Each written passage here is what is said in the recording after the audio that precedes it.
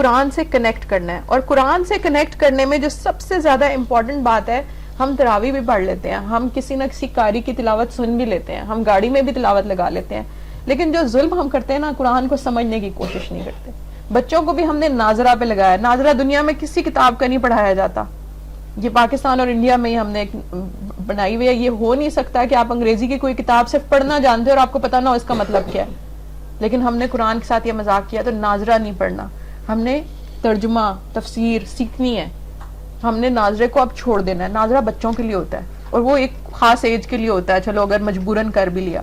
اس کے بعد اب ہمارا فرض ہے اللہ کی کتاب پڑھے. 350 صفحے کی کتاب ہے, اور ہم میں سے کئی لوگ جو ہیں وہ 15 سال سے زیادہ عمر کے ہیں, تو ابھی تک ہم سے کیوں نہیں پڑھی گئی؟ اور جو 40-45 کے ہیں, ہمارا تو پھر کوئی حال ہی نہیں ہے نا. 350 صفحے کی کتاب ہم نے ابھی تک نہیں پڑھی. اللہ نے کیا کہا ہے تو وہ ہم نے پڑھنی ہے. اس سے کنیکٹ کرنے کے لیے میں آپ کو آسان چیزیں بتا دوں. میں سسٹر نگت کو بھی اس طرح کے لنکس بھیج دوں گی, یہ بھی ماشاءاللہ آپ لوگوں کو پڑھاتی رہتی ہیں, ترجمہ کا کچھ نہ کچھ چلتا رہتا ہے. دورہ قرآن بڑے بڑے اسکالرز کے, میرے ٹیچرز کے, چھوٹے چھوٹے 15-15 منٹ کے موجود ہیں.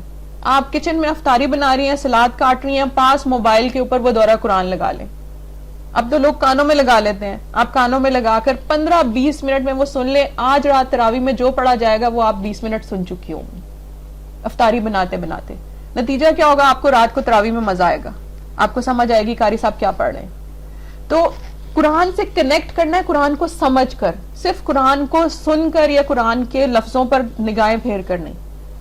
اور اس کے ساتھ یہ ہے کہ اپنے بچوں کو ابھی سے ناظرے کی بجائے اپنے بچوں کو قرآن کے فہم پہ لگائیں, قرآن کی سمجھ پہ لگائیں. ان کو صرف قرآن کے حرفوں کی پہچان نہ, ان کو اس کا مطلب بھی آتا ہو.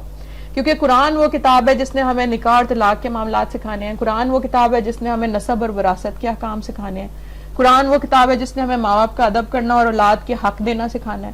قرآن وہ کتاب ہے جس نے ہمیں بزرگوں کے ساتھ بات کرنا اور چھوٹوں کے ساتھ شفقت کرنا سکھانی ہے. اگر ہم اس کو اپنی زندگی میں نہیں لا سکے رمضان میں بھی, تو پھر ہماری زندگی کیسے گزرے گی اور کب ہم سیکھیں گے؟ تو سب سے پہلا کام یہ کرنا ہے رمضان کو ریفریش کرنے کے لیے, تازہ کرنے کے لیے, کہ ہم نے قرآن سیکھنا ہے. اور قرآن آتے ہی آپ کی زندگی میں تازگی آنا شروع ہو جائے گی.